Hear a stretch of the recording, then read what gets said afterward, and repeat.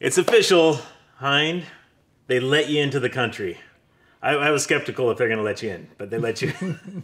So our newest employee, Hein Frohman, here at FX Airguns USA, a permanent resident now, the greatest country on earth. How do you feel?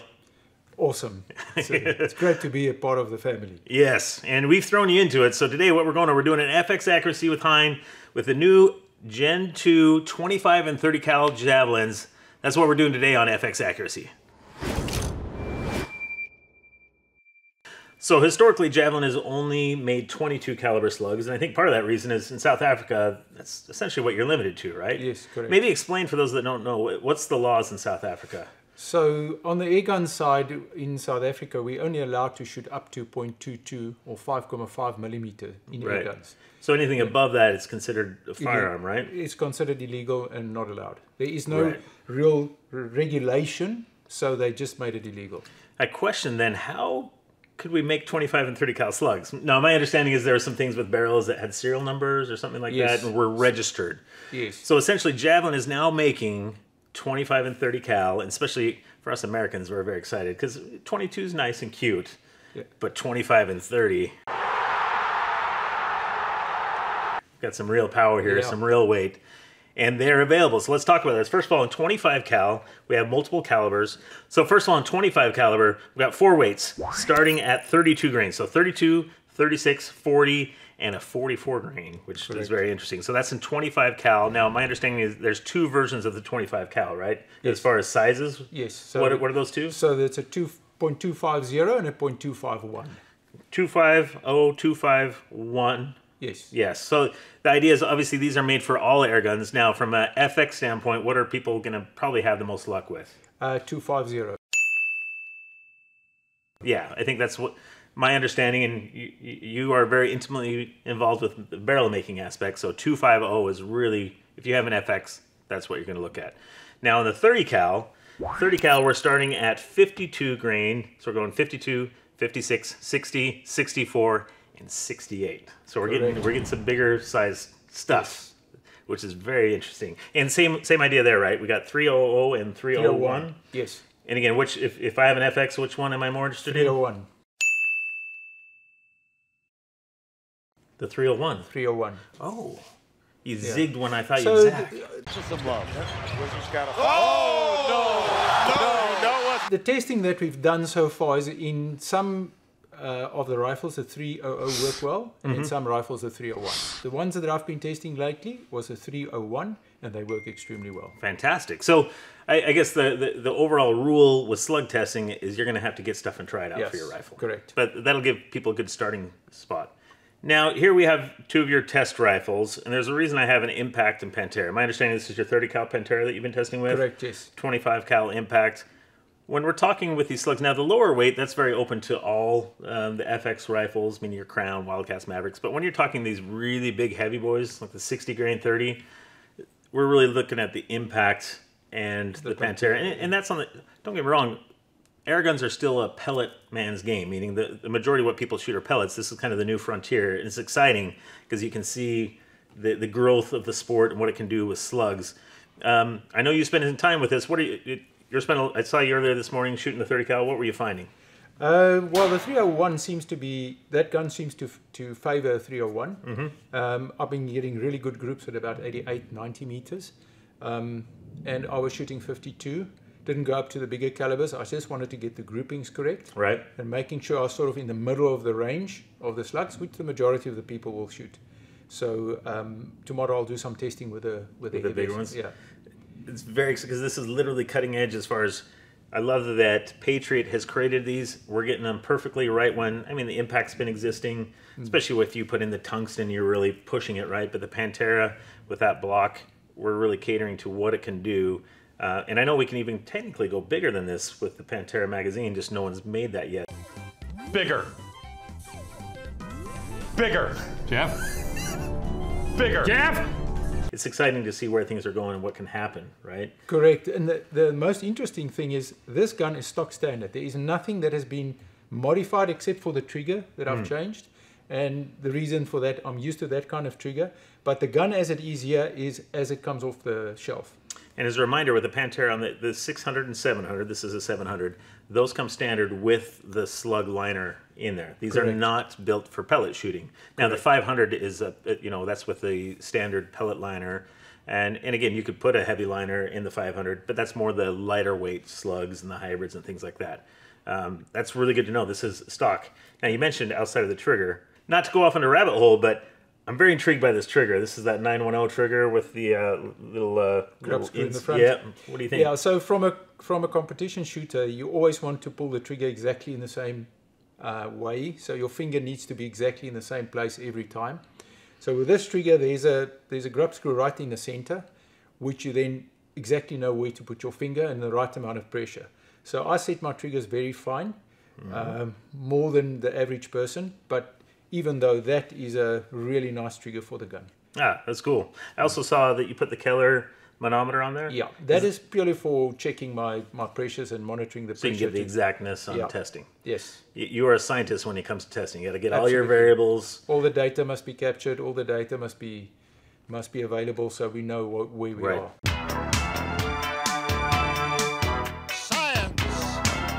Let's talk about that a little bit, because I know previously to working for FX Airguns USA, before your move, you were in South Africa, and outside of working for FX as a whole, you were involved with Patriot as well, Patriot Outdoors, who are behind these slugs. Correct. Yes. So tell me your involvement with what we see here. Well, in the initial program of developing new slugs, I got involved after the 22 was established, and we decided to go for the bigger calibers, and we then started making our own dies and our own components to start manufacturing or continue manufacturing the slugs.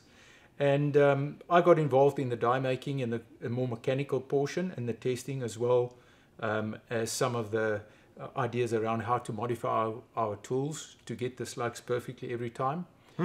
Testing has been a group effort. Sure. Between everybody that has been involved, and that includes Matt and Rolf and everyone. So it's been a real big group effort to get the slug working. Well, I know how you're wired, where we've talked multiple times. You want to test and work out things, not like release the product and have the public test it. You want to find out as much as possible beforehand. Exactly. Correct? So we've put in a lot of effort with the expansion of the slugs, and also how the slug will perform in different weights.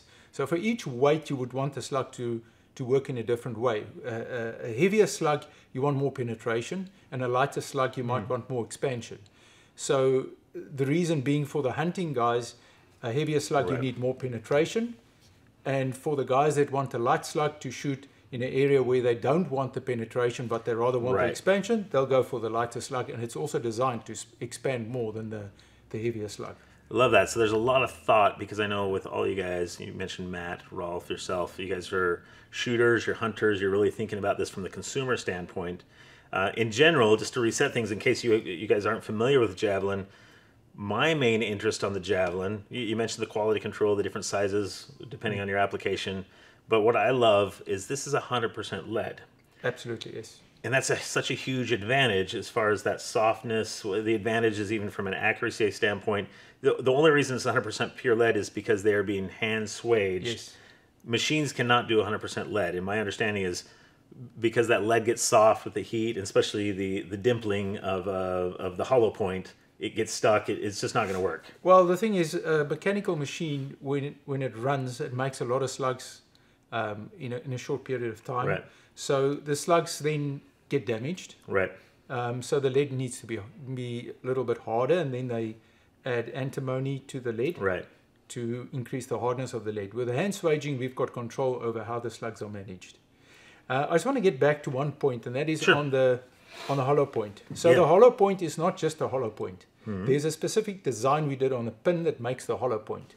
And the reason being, we want the expansion to be exact. So we don't want to shed lead when we get expansion.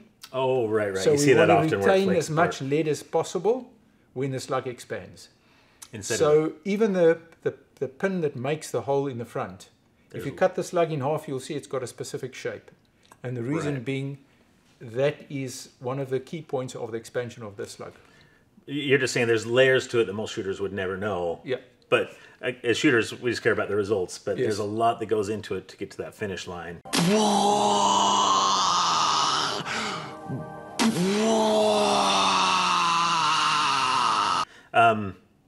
we also mentioned now, since you're so involved on the barrel, especially the slug barrels, I know you've been going to, for 2 years now, you've been going to Sweden, really helping them get the recipe right on the barrels as we've expanding into the slug side of things.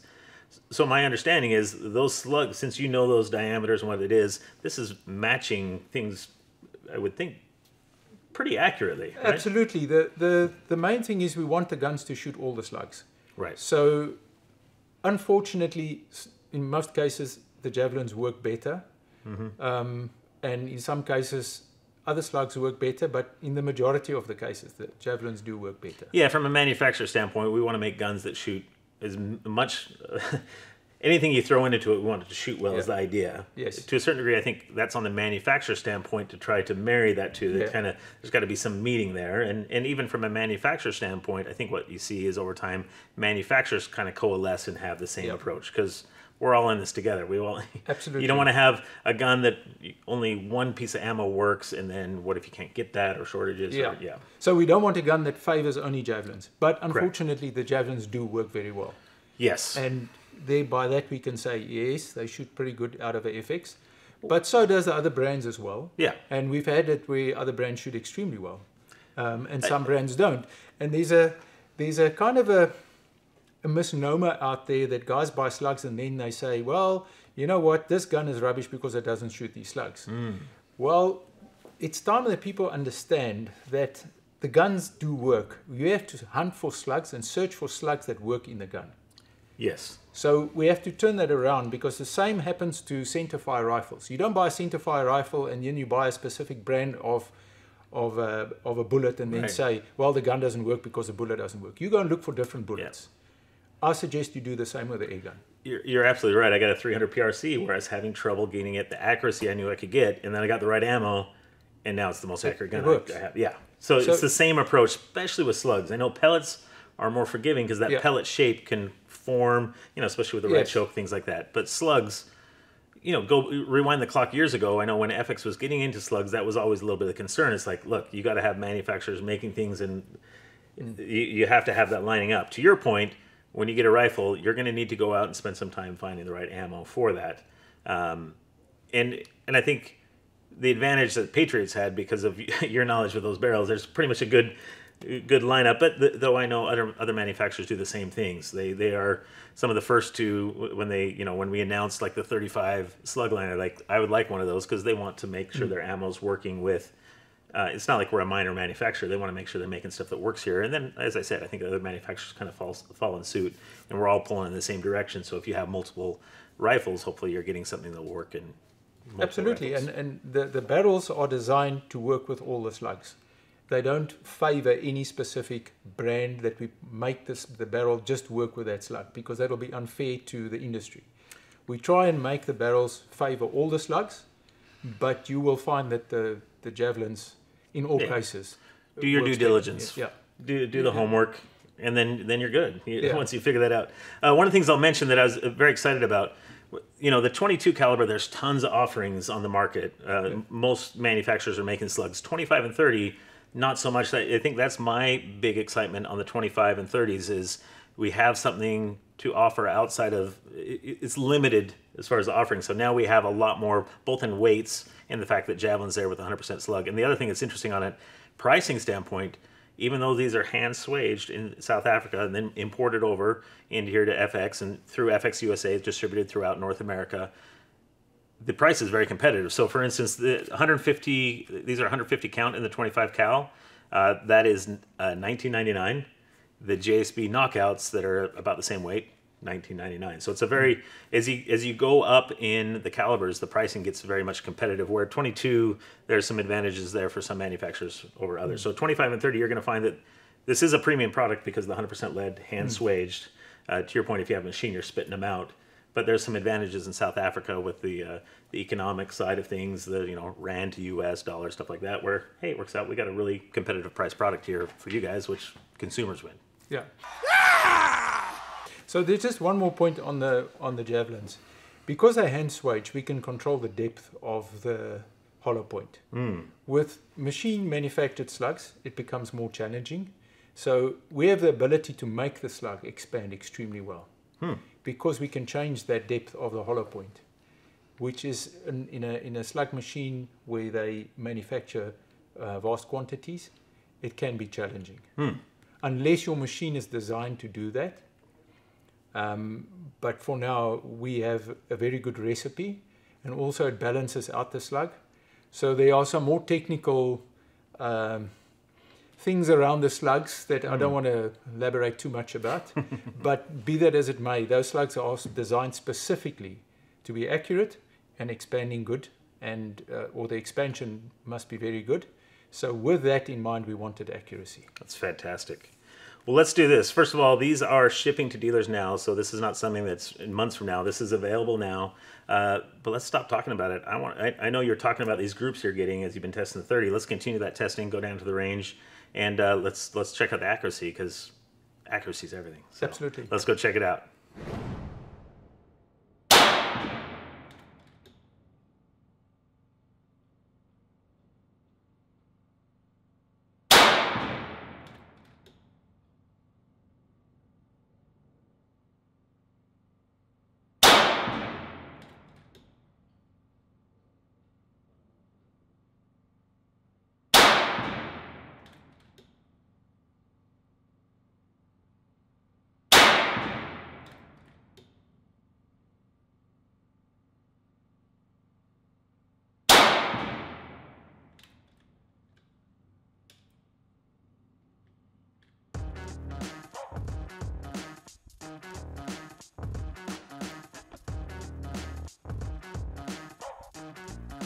So out testing, first of all, I have to ask Hein, was the smile intentional on your grouping? Because If I say yes, would you believe me? that was pretty awesome. It looked perfect. The last shot, you had to fill in the gap there on that smile. Yeah. So, but I mean, inside that was 85 yards, no wind. We have those containers. I'm sure RJ can show a B-roll clip of our little container range here. So that's where we can test removing all the elements where it's just the shooter and the rifle. And I know, especially when you're shooting, you have it really locked down where you're really focusing on the gun. So now, when you were testing inside the range, you were playing with both the 300 and 301. Have you decided, because you talked about it earlier, you're still figuring things out. What was your thoughts? I did do some testing on the 300 and 301. With this specific liner that I've got in here, which came standard with the gun, it preferred the 301s. Right. But I've got another liner which, again, prefers the 300. So it's kind of, one has to play with the slugs to decide which one. And we talked about earlier, the general rule is you got to get your gun in play, and then obviously with speeds. Now you're testing with the 56 grain, correct? Correct. Yes. The 56 grain, and what was their kind of happy spot, sweet spot? What velocity? 975 to 1,000. Okay, 975 to 1,000. And I know you're still digging into this, right? So you've kind of been working your way up. You still got a lot of testing to go. Using the new Pantera and 30 cal. Lots to learn in there before, we haven't even gotten to the 25 cal, right? Yeah. So that's what's great about all this. This is new to the market, especially as we get to some of these heavier ones. That's really, as we said earlier, lining up really well with the Pantera, or if you have an impact where you really tuned it up, right? These are slugs that are going to work really well with that. Now, I saw that you took it out on the field there to the side. I want to ask you about it because I know you guys were just having fun. Okay, I'm going to try shot one. Pull this one.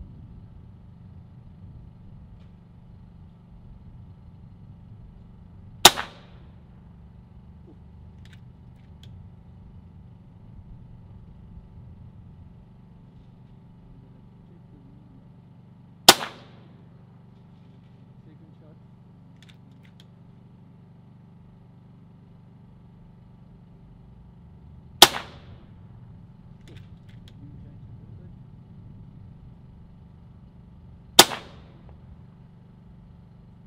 So you ranged it. What was the range you were shooting at? I think it was around about 130, 131. 131. And it should be noted, you took your gun out of the range. It was at 80, 85. Yeah.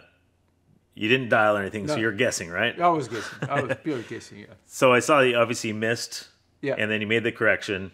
Yeah, and I had a hit, yeah. It was. I could see on the first shot where the slug, I saw the flash of the slug.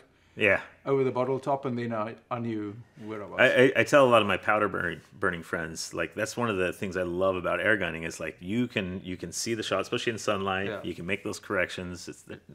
I mean, you pull the trigger, you're seeing it all the way in. Yeah. That's the beauty of it. So, what kind of hold were you at approximately? I know About 1 mil I was holding over and a little bit to the left. I can't exactly remember to the left because the wind was very gusty. So I had to put the shots pretty close in concession. Yeah, looking with at each the other. grass in that footage, I'm guessing 10 to 15 miles Yeah, per hour, a probably little bit something like gusty. that, yeah. Now, you say the hold was about 1? Yeah, run about 1. Now, here's what's interesting. So between 85 yards, I don't know if we have that exact in the range yet, but 85 yards and 131, 1 mil hold, if we're doing pellets, that would be, that shows the power of why we're talking about slugs, especially as we go further and further out. The general rule, I always tell people, if you're shooting within 100 yards, like the pellet's going to work just fine for you, but as we're trying to stretch it out, the BC and what you're gaining with that, right? Yeah. So what's next? What are you going to keep testing here, then the 25? I'm on the 64s now, and I want to drop the pressure on the gun.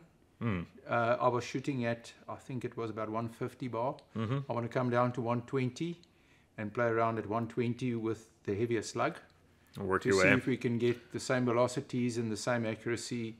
I think because the Pantera was originally designed to work with a lower pressure, that's where I want to get the gun to work well. That's a great point, because people have been so used to the impact and what was going.